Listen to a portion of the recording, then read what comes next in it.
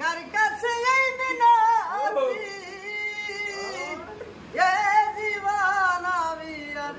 চাই না জীবন মানেই তো